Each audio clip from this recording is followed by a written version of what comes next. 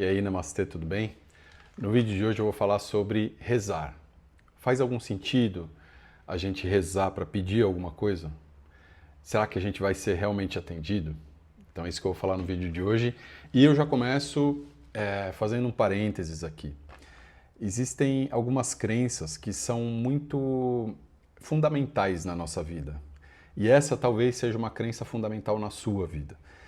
Então, se isso for verdade, meu objetivo aqui não é te causar nenhum tipo de constrangimento, tristeza, não quero que você fique com raiva das coisas que eu vou falar, mas o meu papel como professor de yoga, de meditação, é tirar as ilusões das pessoas, né? O yoga ele trabalha com o conceito de ilusão, que é Maya.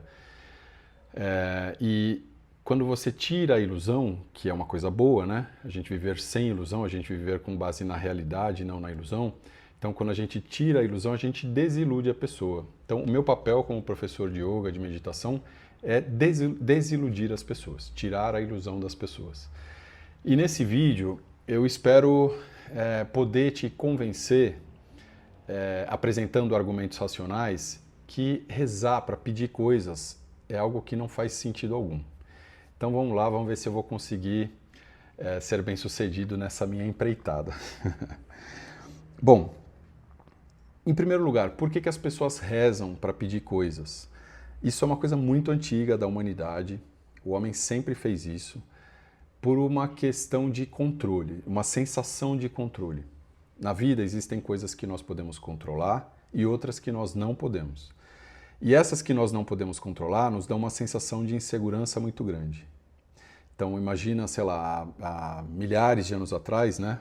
Você morar do lado de um vulcão e de vez em quando, do nada, o vulcão começa a explodir, jogar lava nas casas ao redor e tudo mais. Então isso, obviamente, gerava uma insegurança muito grande para as pessoas que moravam perto do vulcão. Então o que as pessoas faziam? Elas faziam pedidos para que o vulcão não explodisse.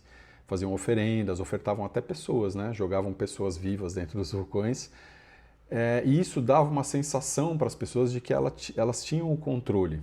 Então esse é o primeiro ponto. Ou seja, você quando você reza para Deus ou para algum santo ou para algum ser sobrenatural para pedir alguma coisa, isso te dá uma sensação de que você está no controle. Mesmo que você saiba que talvez você não vá ser atendido, isso te dá uma sensação, pelo menos parcial, de controle. E isso causa um bem-estar.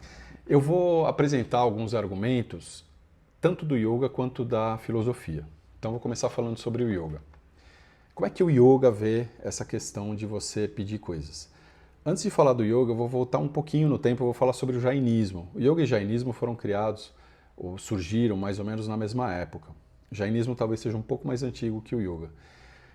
No jainismo, eles acreditam em tirthankaras, que são seres que viveram muitas encarnações aqui na Terra, e eles foram evoluindo até chegar à perfeição. Então são seres que não tem mais como evoluir. E para o jainismo, o universo, né, o cosmo, ele é o corpo de um homem, como se fosse um corpo mesmo. Tem duas mãos, dois braços, duas pernas, cabeça e tudo mais. E nós vivemos na parte do corpo que nos cabe em relação à nossa própria evolução. Então, se eu sou uma pessoa muito pouco evoluída, eu vivo, né, na parte desse cosmo que é mais perto do pé desse grande homem, né, desse homem universal. E conforme eu vou evoluindo, né, meu espírito vai evoluindo, eu vou subindo no corpo desse homem.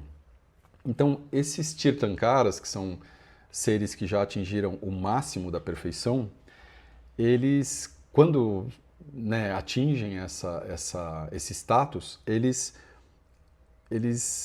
se comportam mais ou menos como uma bolha de ar dentro da água. Eles sobem e vão lá para o teto, né, para o topo da cabeça desse homem universal, numa região chamada Siddhashila, que significa mais ou menos região de paz. Então, a partir daí, eles perdem contato com os outros seres e passam a experimentar pela eternidade a bem-aventurança, né, da sua própria perfeição. Então, são seres que não estão conectados mais conosco. E então, para um jainista, não faz o menor sentido entrar num templo, olhar uma estátua de um Tirthankara e pedir alguma coisa, porque ele sabe que o Tirthankara nem sabe mais que ele existe. Então, para que existe o templo e para que existe a estátua, né?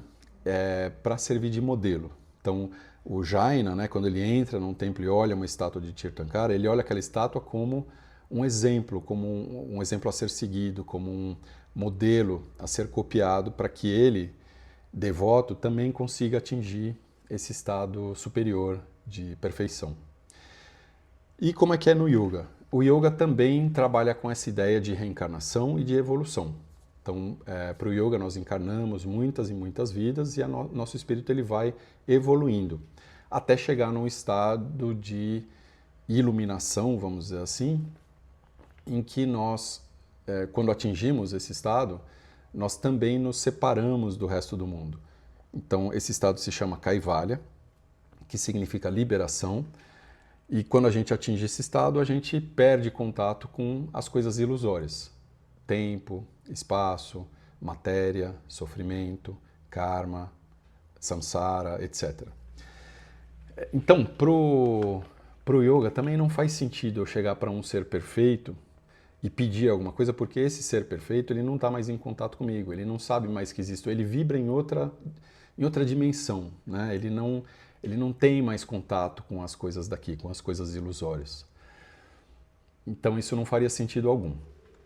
Existe um outro ponto do yoga que eu quero adiantar aqui, e eu vou falar sobre ele um pouco mais tarde depois, mas eu vou adiantar aqui, que é a questão do asmita. O que é asmita? O Yoga Sutra ele descreve os kleshas. Os kleshas são sofrimentos causados pelo meu pensamento. Então ele diz que os kleshas são de 5 tipos, né? Então existem 5 tipos de pensamentos que causam sofrimento. Então tem a ignorância, o apego, a aversão, o medo da morte, né? Que é o apego à vida, e o quinto deles é o asmita. Asmita é o ego, né? É a noção de ego. Eu sou eu. Então é um pensamento que funciona mais ou menos assim. Eu acredito que eu tenho um corpo separado do resto do universo e aí eu quero tudo para mim. Eu não quero nada para os outros, eu quero tudo para mim. E esse egoísmo, ele me provoca sofrimento. Por 2 motivos. Primeiro porque eu quero tudo para mim, né? E isso é uma situação, é um comportamento egóico.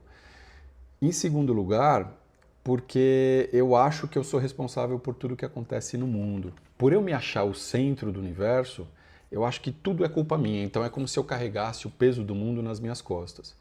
Sabe aquela sensação que você já deve ter tido de olhar para a cara do seu pai, da sua mãe, de repente você percebe que eles estão um pouco tristes e tal, e aí você pensa, o que eu fiz para ele estar assim? Né? Você nunca imagina que eles estão tristes por outro motivo. Você acha que você é o culpado, a culpada. Isso é asmita. Então guardem essa informação do asmita que eu vou usar daqui a pouco quando eu for falar da parte filosófica. Bom, então acho que do yoga é isso, né? Eu falei sobre o Kaivalya, sobre o ser iluminado e sobre o asmita. Na filosofia, como é que funciona essa questão de eu pedir coisas para Deus ou para os santos e tal? Bom, em primeiro lugar, a filosofia ela não acredita em Deus como a religião acredita, né? Para a religião, para o cristianismo, para o judaísmo, por exemplo, que são as religiões orientais, Deus é um ser como nós, né? Dotado de inteligência própria, de vontade própria e tal. Para a filosofia, Deus é mais próximo do Deus do yoga, né? Que é o próprio universo. Então Deus é o todo, né? É o purna, né? É o absoluto. O que é o absoluto? É o universo em si. Então, nesse sentido, ele não é uma pessoa, eu não consigo conversar com o universo da mesma forma que eu converso com você, por exemplo. Então, pedir coisas para um Deus, para um santo, na filosofia, seria a mesma coisa que eu pegar um tênis ou uma camiseta e começar a pedir coisas para a camiseta. Porque a camiseta faz parte do universo também. Então, a camiseta ela não vai me atender, ela não ouve, ela não me entende, ela não consegue vibrar como eu vibro, né? Então ela não tem esse canal de comunicação. Então isso já é algo que não faz sentido. Eu vou falar um pouco sobre Hegel, que é um filósofo alemão que muita gente ama e muita gente odeia. O Hegel, ele falou bastante sobre essa questão de Deus e tudo mais. Ele falou umas coisas assim muito interessantes. A primeira delas é que se Deus existe, né, como um ser perfeito, dotado de vontade própria, e se ele criou o universo de uma forma perfeita. Isso posto, não faz sentido algum eu pensar em milagres. Ou seja, se o mundo é perfeito, se Deus é perfeito e criou um mundo perfeito, o milagre seria uma contradição. Por quê? Se o mundo é perfeito, ele tem que acontecer da forma como ele foi projetado. Se eu preciso corrigir alguma coisa, é porque aquela anomalia significava que o mundo que foi criado não é um mundo perfeito. Não sei se você consegue entender. Então, se eu peço para Deus transformar isso aqui de amarelo para azul, e Deus concede esse meu desejo, é como se ele estivesse reconhecendo que o amarelo não era uma cor perfeita para aquilo. Então, foi um erro na criação. Então, o milagre ele seria uma constatação de que o mundo não é perfeito e de que Deus não é perfeito, de acordo com Hegel. Tanto que ele reescreve o Novo Testamento sobre a vida de Jesus sem os milagres. Então, sem a multiplicação dos peixes, sem a transformação da água no vinho, etc. Porque para ele não faz sentido o milagre. Né? O milagre seria uma contradição dentro dos dogmas religiosos. Né? Ou seja, se Deus é perfeito, se o mundo é perfeito, o milagre não deveria existir, ele não faz sentido algum.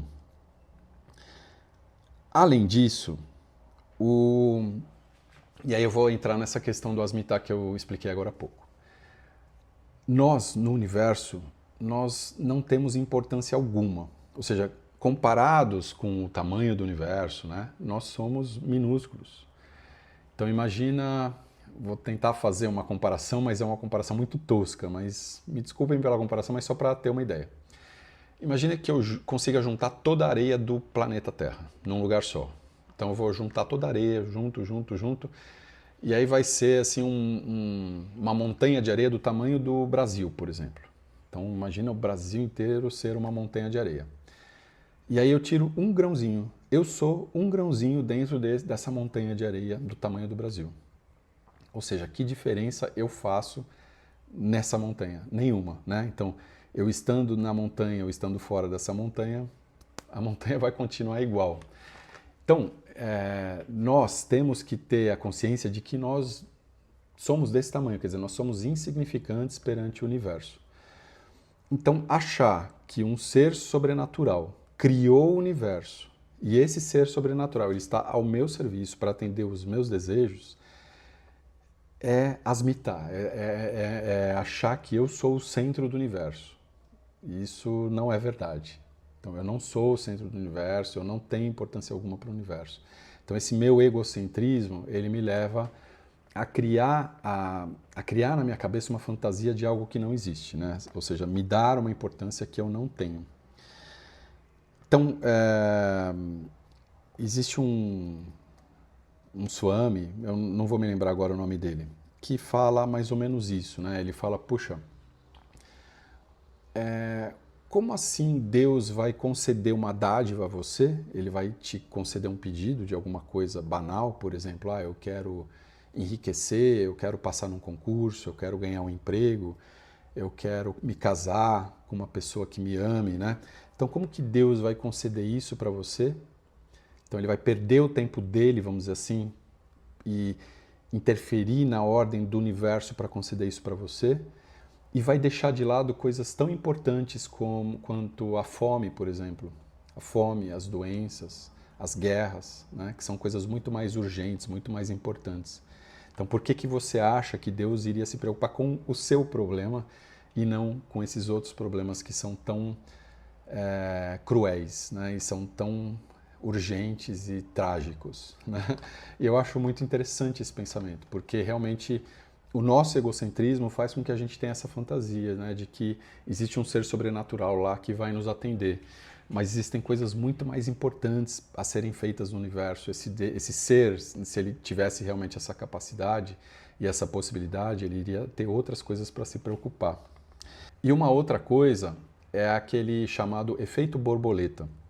Eu não sei bem como ele funciona, mas é algo mais ou menos assim. Se uma borboleta bate as asas dela no sul da África, acontece um ciclone nos Estados Unidos. Então, as coisas elas são uma cadeia de causa e efeito, né? Então, a borboleta batendo asa aqui vai causar outra coisa, que vai causar outra coisa, que vai causar um ciclone nos Estados Unidos. Então, o mundo ele acontece dessa forma, ele vai se desdobrando entre causas e efeitos. Então, se existisse, né, um ser sobrenatural que pudesse interferir nesse processo, ele estaria interferindo na ordem natural das coisas, né, na ordem natural do mundo. Imagina que efeitos que isso poderia trazer, né? Ou seja, se a ordem natural do mundo parasse para me atender, né, dentro da lógica do efeito borboleta, né, isso causaria estragos que são imprevisíveis no planeta, talvez no universo. E é muito asmitar a volta, né, sempre, porque é realmente um pensamento muito egoísta. Então, vamos supor que eu peça para conseguir passar na universidade, né? Então, eu fiz um exame e aí eu peço para passar na universidade. E eu não estudei, né? Eu não estudei, não estou preparado e tal. Se Deus me desse isso, né? Se Ele me concedesse isso, sendo que eu nem me preparei para esse exame, Ele teria que tirar uma outra pessoa que se preparou. Então, percebe o nível de egocentrismo, de egoísmo que tem nesse meu pedido? Então, essa crença de que eu vou pedir alguma coisa através da reza, da oração e vou ser atendido, é uma crença muito antiga e que é alimentada pelas religiões e que nos infantiliza no final das contas, porque se eu quero conseguir algo, por exemplo, se eu quero entrar na universidade, eu tenho que fazer por merecer. Não adianta eu ficar pedindo. Se a minha vida for baseada naquilo que eu peço nas minhas orações, nas minhas rezas, né, minha vida vai ser uma vida fracassada. Aconteça o que acontecer, ou seja, se eu peço para entrar na faculdade e não me preparo, eu não vou entrar. E se eu entrar, eu não fui merecedor de entrar. Então a minha vida, de qualquer forma, vai ser a vida de um fracassado. Então, para que eu consiga as coisas que eu quero, é necessário, não que eu peça, é necessário que eu haja, né? Então, eu fui dotado de inteligência, de capacidades para poder agir no mundo. Essa é a beleza da coisa, né? Então, tudo aquilo que eu quero construir como mundo para mim, eu tenho que pôr a mão na massa. Lógico que nem tudo depende de mim, mas muita coisa depende de mim. Então, tudo isso que depende de mim, eu tenho que fazer. Então, se eu quero entrar na universidade, eu tenho que estudar. Se eu quero trabalhar numa boa empresa, eu tenho que fazer por merecer. Se eu quiser pessoas que me amem, eu tenho que amá-las também. Eu tenho que me dedicar aos relacionamentos. Se eu quiser ter uma boa saúde, eu tenho que me alimentar bem, eu tenho que praticar exercícios, eu tenho que dormir bastante. Então, percebe? Tudo isso depende de mim, né? E as coisas que não dependem de mim, talvez dependam de mim indiretamente. Então, é a minha ação que vai me trazer as coisas que eu quero, e não um pedido numa reza, numa oração. Acontece que é muito mais fácil eu ter essa fantasia de que eu vou pedir e vou ser atendido. Isso é uma infantilização, ou seja, eu me torno como se fosse uma criança pedindo uma coisa para o pai, né? E isso é ilusório, quer dizer, eu não vou ser atendido e eu tenho só essa noção, essa fantasia de controle, de que eu estou no controle, mas na verdade não estou no controle porque é só uma fantasia, uma ilusão. Não tem ninguém lá para me escutar, não tem ninguém lá para atender os meus desejos. Na verdade, o que existe é um efeito placebo, ou seja, quando eu peço algo e consigo, eu acho que foi por causa da minha oração. Ou pode acontecer também de eu pedir e me sentir mais forte porque eu pedi, ou seja, eu pedi para entrar na universidade. E isso me dá mais força para poder estudar melhor. Então é um efeito placebo, é uma fantasia na minha cabeça que faz com que talvez eu consiga as coisas pelo pensamento positivo. E óbvio, né, que essa sensação, né, de que eu vou pedir e vou ser atendido é um amparo, né? Nós, seres humanos, nós nos sentimos sempre desamparados, porque nós chegamos sozinhos nesse planeta, vamos embora sozinhos, e por mais que a gente ame as pessoas nos amem, nós temos a nossa solitude, a nossa solidão aqui, né? Quer dizer, a nossa experiência é uma experiência individual, e isso nos causa um desamparo muito grande. Então, pensar que existe um ser sobrenatural que está 24 horas por dia ao meu serviço seria um conforto, né? Seria um gostosinho lá, uma coisa assim, ai, nossa, eu tenho alguém com quem eu possa contar. Mas isso a gente tem que tomar muito cuidado, porque isso é um pensamento ilusório. E isso é perigoso até porque pensar dessa forma faz com que a gente abra mão da nossa ação. Eu me lembro de um caso muito triste que aconteceu, que foi o rompimento da barragem de Brumadinho.